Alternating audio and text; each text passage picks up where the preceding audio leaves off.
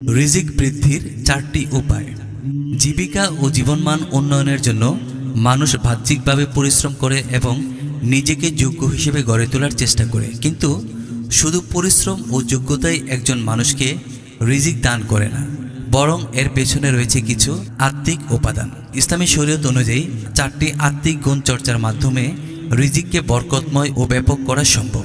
রিজিক বৃদ্ধির এই উপায়গুলো একজন মানুষকে শুধু দুনিয়াতে সফলতা দেবে না, বরং একজন মুমিনের ঈমানি পরিপূর্ণতা ও আত্মিক উন্নয়নের পথও সুগম করবে। রিজিক বৃদ্ধির চারটি উপায় হলো: ১. আল্লাহ ভীতি বা তাকওয়া। আল্লাহ তাআলা বলেন, যে ব্যক্তি আল্লাহকে ভয় করে তিনি তার জন্য উত্তরণের পথ বের করে দেন এবং তাকে এমন উৎস থেকে রিজিক দেন যা সে কল্পনাও করতে পারে না। সূরা আত-তালাক আয়াত 2-3। তাকওয়া মানে পাপ থেকে বাঁচা, আত্মা পরিশুদ্ধ রাখা এবং আল্লাহর ভালোবাসা ও ভয়কে অন্তরে ধারণ করা। প্রকৃত তাকওয়ার অধিকারী ব্যক্তি আল্লাহর পক্ষ থেকে অপ্রত্যাশিতভাবে সাহায্য ও রিজিক পেয়ে থাকেন। ২. আল্লাহর উপর পূর্ণ ভরসা বা তাওয়াক্কুল।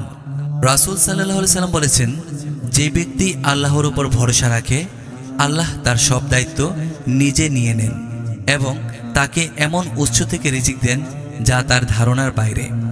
সূত্র হায়াতুল মুসলিম।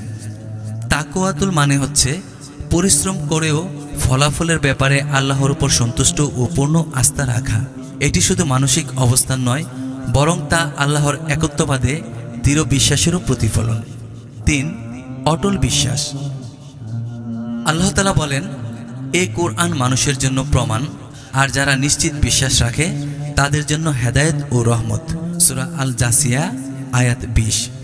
যে ব্যক্তি মনে প্রাণে বিশ্বাস করে যে তার রিজিক একমাত্র আল্লাহর হাতে, সে ব্যক্তি কখনো দুশ্চিন্তায় ভোগে না। এই একিনি তাকে আস্থা দেয়, চিন্তামুক্ত রাখে এবং আল্লাহর সহায়তার কার্যকর পরিকল্পনা গ্রহণে সক্ষম করে তোলে। ৪. ক্ষমা প্রার্থনা বা ইস্তিগফার। হাদিসে কুদসিতে আল্লাহ তাআলা বলেন, হে আদম সন্তান, তুমি যতক্ষণ আমাকে ডাকবে এবং আমার কাছে আশা রাখবে, আমি তোমাকে ক্ষমা করে দেব। যদি তোমার পাপ আকাশ পর্যন্ত পৌঁছায়, তারপর তুমি ক্ষমা চাও, আমি ক্ষমা করব, আমি পরোয়া করি না। সূত্র মিসকাত। রাসূল সাল্লাল্লাহু আলাইহি সাল্লাম নিজেও আল্লাহর মেহেরবানির উপর নির্ভর করতেন।